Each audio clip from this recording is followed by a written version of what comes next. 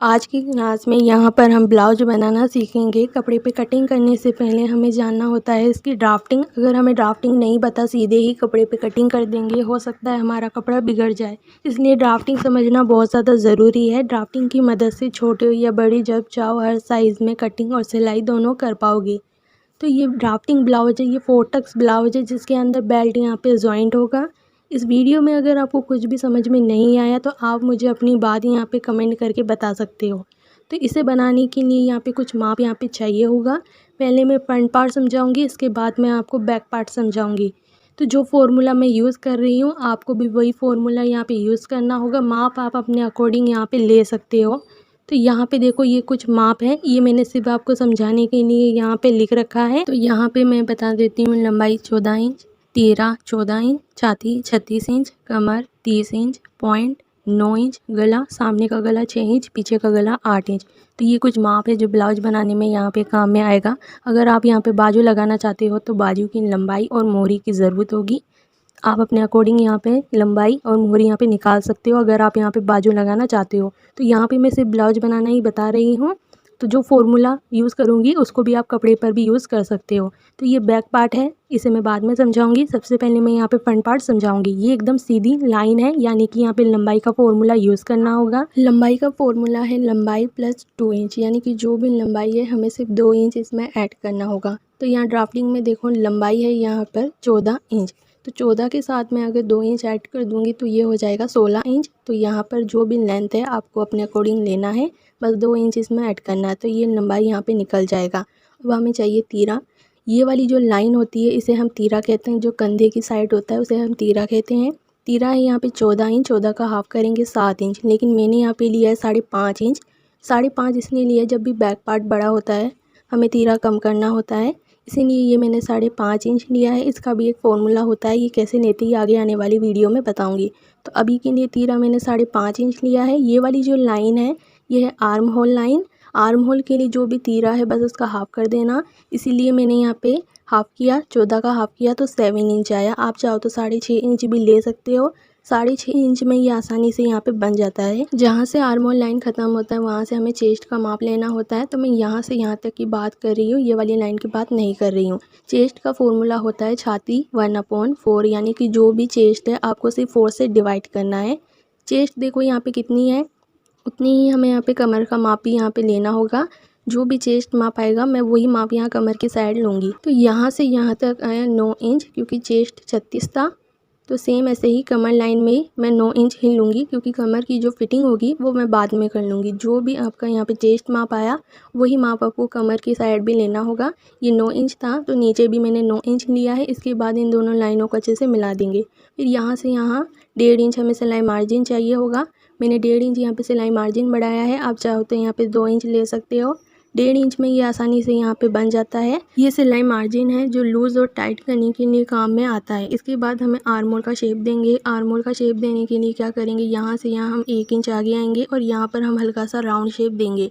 यही हमारा arm hole की गोलाई का शेप होता है। यहाँ से यहाँ तक गले की चौड़ाई मैंने 2.5 इंच लिया है। लेंथ मैंने यहाँ पे 6 इंच लिया है। अब यहाँ पर हमें एक बॉक्स को तैयार करेंगे। कॉर्नर से हाफ इंच आगे आकर एक राउंड शेप यहाँ पे हमें देना होगा। यहाँ पर हम टक्स का निशान लगाएंगे। अगर टक्स सही से नहीं लगाओगे तो पूरा ब्लाउज यहाँ पे ख़राब हो जाएगा। टक्स कैसे लगाते हैं ये आपको अच्छे से यहाँ पे देखना होगा। टक्स लगाने के लिए यहाँ पे आपको पॉइंट का माप चाहिए होगा। पॉइंट है यहाँ पे 9 इंच। तो यहाँ पे मैं 2 तरीके बताऊंगी, अब दोनों तरीके से यहाँ पे टक्स लगा सकते हो। ऊपर से नीचे तक हमें यहाँ पे पॉइंट का निशान लगाना होगा। पॉइंट का फॉर्मूला है पॉइंट प्लस हाफ इंच, यानी कि यहाँ 9 इंच है, हाफ इंच ऐड करने पे आया 9.5 इंच। तो यहाँ से यहाँ तक 9.5 इंच पे एक निशान लगा सकते हो। तो ये यहाँ पर ये हो गया हमारा पहला तरीका। इसी पॉइंट के हिसाब से आपको 1.5 इंच के हिसाब से यहाँ पे गोलाई का शेप देना होगा। अगर आपके पास पॉइंट का माप नहीं है तब आप यहाँ पे टक्स कैसे लगाओगे, उसके लिए एक फॉर्मूला है। यहाँ पे आपको पहले बेल्ट बनाना होगा। बेल्ट बनाने के लिए नीचे से आपको 2.5 इंच लेना होगा। सेम यहाँ पर भी हम 2.5 इंच लेंगे। इसके बाद यहाँ पर इन दोनों लाइनों को इस तरीके से मिला देंगे। यहाँ पर 2.5 इंच का एक बॉक्स तैयार हो जाएगा। इसके बाद हम इसका हाफ करेंगे और ऊपर की साइड थोड़ा सा उठाते हुए हम यहाँ पे बेल्ट का शेप दे देंगे। यहाँ से यहाँ तक हमें 2 इंच ऊपर मार्क करना है। अगर आपने यहाँ पे पॉइंट का निशान यहाँ पे लगाया है तो आपको 1.5 इंच के हिसाब से सर्कल तैयार करना होगा। तो इसी पॉइंट से 1.5 इंच की एक धुरी यहाँ पे हम नाप लेंगे। और इसे मापने के बाद देखो यहाँ से हमें ये टक्स यहाँ पे लगाना होगा। तो ये टक्स का कोई माप नहीं होता, ये आपको यहाँ पे मन से लगाना होता है। ये कैसे लगाते हैं ये मैं सीधा आपको कपड़े पे यहाँ पे करके मैं दिखाऊंगी। अगर आपको पॉइंट का माप यहाँ पे नहीं पता, नीचे से आपको 2.5 इंच यहाँ पे लेना होगा और इस लाइन को ऐसे मिला देंगे तो यहाँ पे एक 2.5 इंच का इस तरीके से एक बॉक्स तैयार होगा। फिर यहाँ से हमें 4 इंच ऊपर मार्क करना है और इसी जगह से हमें बेल्ट का शेप यहाँ पे देना होगा जो इसके हाफ करने पर आएगा। इस तरीके से हल्का सा शेप देंगे तो यहाँ तक तो कोई परेशानी नहीं होगी। अगर पॉइंट का माप नहीं पता तो भी यहाँ पे चल जाएगा। अगर पॉइंट का माप पता है तो 1/2 इंच ऐड कर टक्स का माप यहाँ पे लगाना होगा। इसके बाद इसी पॉइंट से 1.5 इंच का हम गैपिंग करेंगे। नीचे 2 इंच की एक सीधी लाइन खींचेंगे, फिर 1 इंच इधर और 1 इंच इधर मार्क करेंगे। बाकी ये वाली जो टक्स हैं ये आपको 1/2 इंच के हिसाब से सिलाई करनी होगी। इस टक्स का कोई माप नहीं होता है, आप चाहो तो इस टक्स को अलग तरीके से भी लगा सकते हो। जैसे कि ये नीचे जा रहा है, आप यहाँ पे एक सीधा कर भी टक्स लगा सकते हो। तो ये वाली जो टक्स है नीचे ये आपको 1 इंच के हिसाब से सिलाई करनी होगी। बाकी की जो टक्स हैं वो आपको 1/2 इंच के हिसाब से सिलाई करनी होगी। ये था हमारा फ्रंट पार्ट। अब हम यहाँ पे बैक पार्ट समझेंगे। जो कि फ्रंट पार्ट में था वही बैक पार्ट में है, बस हम यहाँ पे लंबाई चेंज करेंगे और आर्म होल साइड चेंज करेंगे।